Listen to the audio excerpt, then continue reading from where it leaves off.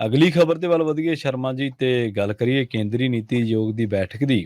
ਹੁਣ ਕਹਿੰਦੇ ਮਾਨ ਤੇ ਕੇਜਰੀਵਾਲ ਇਸ ਬੈਠਕ ਦੇ ਵਿੱਚ ਨਹੀਂ ਜਾਣਗੇ ਜੀ। ਦੇਖੋ, ਨੀਤੀ ਆਯੋਗ ਦੀ ਬੈਠਕ ਦੇ ਵਿੱਚ ਸੂਬਿਆਂ ਨੂੰ ਲੈ ਕੇ ਜੋ ਫੈਸਲੇ ਹੋਣੇ ਹੁੰਦੇ ਨੇ, ਸੂਬਿਆਂ ਲਈ ਜੋ ਨੀਤੀਆਂ ਘੜੀਆਂ ਜਾਂਦੀਆਂ ਨੇ, ਉਹਦੇ ਪਰ ਵਿਚਾਰ ਚਰਚਾ ਹੋਣਾ, ਉਹਨਾਂ ਯੋਜਨਾਵਾਂ ਨੂੰ ਲੈ ਕੇ ਰਾਏ ਹੁੰਦੀ ਹੈ। ਤੋ ਇਸ ਲਈ ਮੰਨਿਆ ਜਾਂਦਾ ਕਿ ਇਹਨਾਂ ਬੈਠਕਾਂ 'ਚ ਜਾਣਾ ਜ਼ਰੂਰ ਚਾਹੀਦਾ, ਜੀ ਜੀ, ਕਿ ਘੱਟੋ ਘੱਟ ਆਪਣਾ ਪੱਖ ਰੱਖਣਾ ਜ਼ਰੂਰ ਚਾਹੀਦਾ।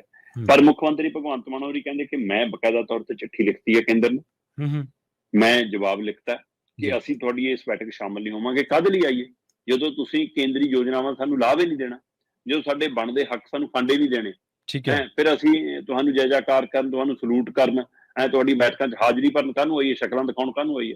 ਸੋ ਮੁੱਖ ਮੰਤਰੀ ਭਗਵੰਤ ਮਾਨ ਹੋਰਾਂ ਦਾ ਇਹ ਪੱਖ ਹੈ ਕਿ ਨਹੀਂ, ਕਿਉਂਕਿ ਕੇਂਦਰ ਲਗਾਤਾਰ ਪੰਜਾਬ ਦਾ GST ਰੋਕ ਲੈਂਦਾ। ਹੁਣ ਪੇਂਡੂ ਵਿਕਾਸ ਫੰਡ ਸਾਡਾ ਰੋਕੀ ਬੈਠਾ ਜੀ, ਹੈ ਨਾ, ਤੇ ਉਹ ਤੋਂ ਇਲਾਵਾ ਹੋਰ ਕਿੰਨੀਆਂ ਯੋਜਨਾਵਾਂ ਦੇ ਵਿੱਚ ਨੇ ਫੰਡ ਜਿਹੜੇ ਲਟਕਾਏ ਹੋਏ ਨੇ, ਜਿਹੜੇ ਰੋਕੇ ਹੋਏ ਨੇ, ਜਿਹਦੀ ਕਿਸੇ ਦੀ ਜਾਂਚ ਚੱਲ ਰਹੀ ਹੈ। ਸੋ ਇਹ ਸਾਰੇ ਮਸਲਿਆਂ ਨੂੰ ਲੈ ਕੇ ਭਗਵੰਤ ਮਾਨ ਕਹਿੰਦੇ ਕਿ ਮੈਂ ਫੈਸਲਾ ਲੈ ਲਿਆ ਕਿ ਮੈਂ ਨਹੀਂ ਥੋੜੀ ਨੀਤੀ ਆਯੋਗ ਦੀ ਬੈਠਕ ਚਾਹੁੰਦਾ।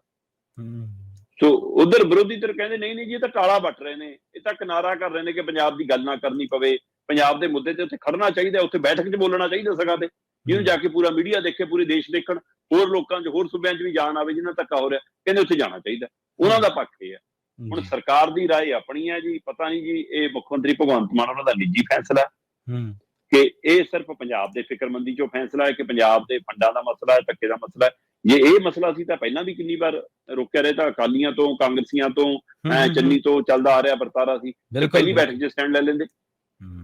ਤੇ ਇਸ ਲਈ ਮਾਹਿਰਾਂ, ਰਾਜਨੀਤਿਕ ਮਾਹਿਰਾਂ ਦਾ ਇਹ ਮੰਨਣਾ ਪ੍ਰਵੀਨ ਜੀ ਕਿ ਇਹਦੇ ਪਿੱਛੇ ਕੇਜਰੀਵਾਲ ਦਾ ਆਸ਼ੀਰਵਾਦ, ਕੇਜਰੀਵਾਲ ਦਾ ਦਬਾਅ ਕੰਮ ਕਰ ਰਿਹਾ ਕਿ ਆਪਾਂ ਆਰਡੀਨੈਂਸ ਵਾਲੇ ਮਸਲੇ ਤੇ ਦਬਾਅ ਬਣਾਉਣਾ, ਕਿਉਂਕਿ ਕੇਜਰੀਵਾਲ ਨੇ ਵੀ ਹੁਣ ਇਨਕਾਰ ਕਰਤਾ ਕਿ ਮੈਂ ਵੀ ਨਹੀਂ ਜਾਣਾ ਨੀਤੀ ਆਯੋਗ ਦੀ ਬੈਠਕ 'ਚ, ਤੇ ਉਹਨੇ ਆਪਣੇ RDS ਦਾ ਹੀ ਹਵਾਲਾ ਦਿੱਤਾ। ਅੱਛਾ ਜੀ ਜੀ, ਭਗਵੰਤ ਮਾਨ ਹੋਰਾਂ ਨੇ RDS ਦਾ ਹਵਾਲਾ ਤਾਂ ਨਹੀਂ ਦਿੱਤਾ ਜਿਹੜਾ ਉਹ ਆਰਡੀਨੈਂਸ ਜਾਰੀ ਹੋਇਆ ਕਿ ਹਾਂ ਭਾਈ ਕਿ ਇੱਥੇ LGD ਚੱਲੂਗੀ, ਹੈ ਨਾ, ਕਿ ਇਸ ਲਈ ਉਹ ਜਿਹੜਾ ਆਰਡੀਨੈਂਸ ਜਾਰੀ ਹੋਇਆ ਉਸ ਦੇ ਹਵਾਲੇ ਨਾਲ ਕੇਜਰੀਵਾਲ ਨੇ ਜੇ ਇਨਕਾਰ ਕੀਤਾ, ਤਾਂ ਭਗਵੰਤ ਮਾਨ ਨੇ ਵੀ ਇਨਕਾਰ ਤਾਂ ਕਹਿੰਦੇ ਉਸੇ ਕਰਕੇ ਕੀਤਾ। ਠੀਕ ਹੈ, ਕਿਉਂਕਿ ਕੇਜਰੀਵਾਲ ਦੇ ਨਾਲ ਹੀ ਪੂਰਾ ਦੇਸ਼ ਘੁੰਮ ਰਹੇ ਨੇ, ਕਦੇ ਉਸ ਲੀਡਰ ਕਹਿੰਦੇ ਕਿ ਕੀ ਇਹਦਾ ਮਤਲਬ ਇਹਨਾਂ ਨੂੰ ਅਦਾਲਤਾਂ ਤੇ ਭਰੋਸਾ ਨਹੀਂ, ਜਦੋਂ ਪਹਿਲਾਂ ਅਦਾਲਤ ਦੇ ਵਿੱਚੋਂ ਮੌਕਾ ਮਿਲਿਆ ਦੁਬਾਰਾ ਫਿਰ ਅਦਾਲਤ ਚਲੇ ਜਾਣ ਜੀ। ਤੇ ਲੀਡਰਾਂ ਕੋਲ ਘੁੰਮਣ ਦਾ ਮਤਲਬ ਕੀ ਹੈ, ਕਿ ਇਹ 24 ਦੀ ਲੜਾਈ ਬਣਾ ਰਹੇ ਨੇ ਜਾਂ ਦਿੱਲੀ ਦੀ ਲੜਾਈ ਬਣਾ ਰਹੇ ਨੇ। ਸੋ ਇਸ ਲਈ ਮਾਹਿਰਾਂ ਦਾ ਇਹ ਮੰਨਣਾ ਹੈ ਕਿ ਭਗਵੰਤ ਮਾਨ ਨੇ ਬਹਾਨਾ ਪੰਜਾਬ ਦਾ ਲਾਇਆ, ਪਰ ਇਹ ਮਸਲਾ ਦਿੱਲੀ ਦਾ ਹੀ ਹੈ, ਕੇਜਰੀਵਾਲ ਦੇ ਹੁਕਮਾਂ ਤੇ ਹੀ ਹੈ।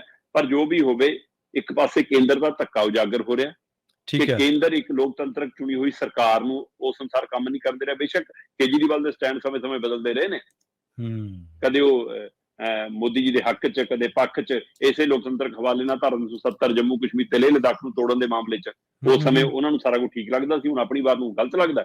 ਪਰ ਫਿਰ ਵੀ ਇਹ ਗਲਤ ਤਰੀਕਾ ਕੇਂਦਰ ਦਾ, ਇੱਕ ਪਾਸੇ ਕੇਂਦਰ ਦੀ ਉਹ ਧੱਕੇਸ਼ਾਹੀ ਦਿੱਲੀ ਵਾਲੇ ਮਾਮਲੇ 'ਚ, ਦੂਏ ਪਾਸੇ ਸੂਬਿਆਂ ਦੇ ਫੰਡ ਰੋਕ ਕੇ, ਉਹਨਾਂ ਦੇ ਵਿਕਾਸ ਦੀਆਂ ਯੋਜਨਾਵਾਂ ਰੋਕ ਕੇ, ਉਹਨਾਂ ਦੇ ਲਈ ਕੇਂਦਰੀ ਯੋਜਨਾ ਨੂੰ ਚੜੀਕਾ ਡਾ ਕੇ ਉਹ ਧੱਕੇਸ਼ਾਹੀ, ਤੇ ਦੂਸਰੇ ਪਾਸੇ ਕੇਜਰੀਵਾਲ ਦੇ ਨਾਂ ਦੇ ਉੱਤੇ ਭਗਵੰਤ ਮਾਨ ਵੱਲੋਂ ਕੀਤੀ ਜਾ ਰਹੀ ਰਾਜਨੀਤੀ, ਇਹ ਸਭ ਕੁਝ ਰਾਜਨੀਤੀ ਦਾ ਸ਼ਿਕਾਰ ਹੈ ਜੀ, ਜਿਹਦਾ ਸ਼ਿਕਾਰ ਪੰਜਾਬ ਹੋ ਰਿਹਾ। ਜੀ ਜੀ ਜੀ।